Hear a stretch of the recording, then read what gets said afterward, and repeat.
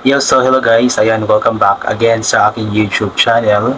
So in this video po is panoorin po natin at pag-usapan itong tinagurian nila na singing trio ng Bohol, ang magkakapatid na sila JR, Jundel at John Mark na na-feature nga po sa KMGS. So panoorin po natin kung gaano sila kagaling kumanta. Di man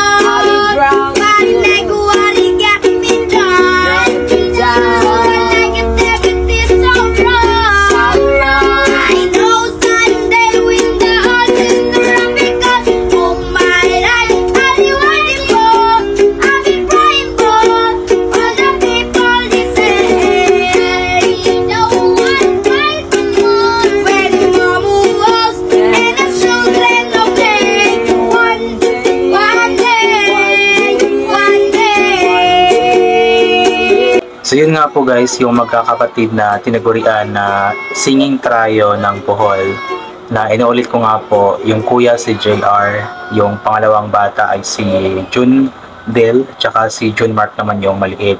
So yung dalawa po, si JR tsaka si Jundel is na feature na nga po sila sa KMGS, kasi nga po itong mga batang ito is nag-trending nga po sila, nag-viral yung iba't ibang mga videos nila na nangangaroling nga po sila sa baybaying dagat, sa mga naliligo doon, sa mga turista.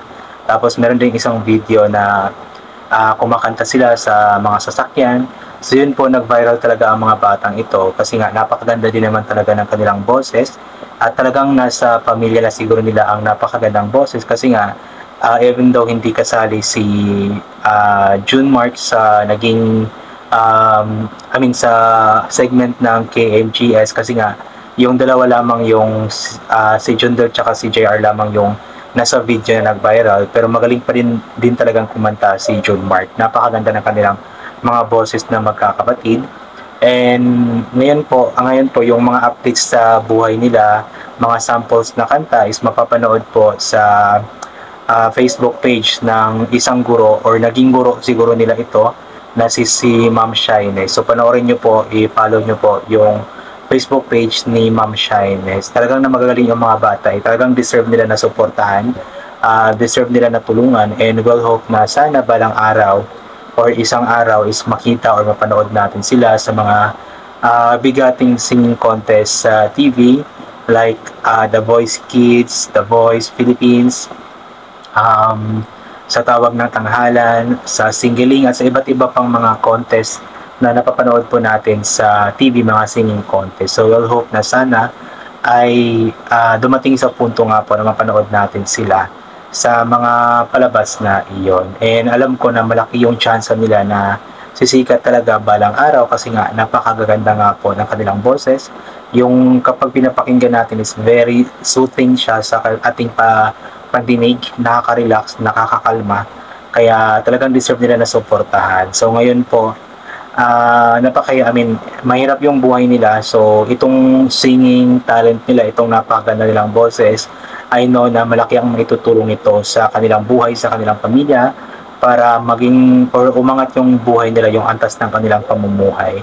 Alam nyo guys, napakaswerte ng mga tao or mga batang biniyayaan ng ganitong talento, yung mga magagaling kumanta, magaganda ang boses. Kasi nga, nagagamit talaga nila ito patunay na dyan kahit hindi ka makapag-aral pero kailangan talaga mag-aral kasi kailangan din talaga yun. Pero yun lang ang sinasabi ko lang is yung pagkakaroon ng ganitong talento is malaking bagay para sa kanila, para magkaroon ng malaking tsansa na umangat nga po sa buhay kasi marami talagang mga naging singers ngayon na napakahirap ng buhay noon, pero dahil nga po sa pagkanta, dahil nga po sa mga pagsalit-salit nila ng contest ay kahit paano is umangat-angat ng kanilang buhay, nakakain sila.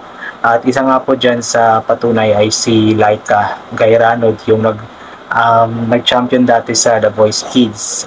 Di ko alam kung anong season yun. Pero yun nga, umangat talaga ang buhay ni Laika dahil nga sa pagsali sa pagkapanalo sa The Voice Kids. So we'll hope na sana itong mga batang ito ang magiging daan para umahon sila sa kahirapan. Sa yung magiging daan para mabigyan ng magandang buhay ang kanilang pamilya, ang kanilang mga magulang, ang kanilang buong pamilya. Kaya good luck sa inyong tatlo, JR, Jundale, tsaka Junmark. We'll pray palagi na sana maging maayos ang inyong mga buhay. Sana ma-discover kayo, may maka-discover sa inyo para maging magamit nyo yung talento nyo sa pagkanta. So hanggang dito na lamang po itong gagawin ko na reaction video. God bless po at bye-bye po.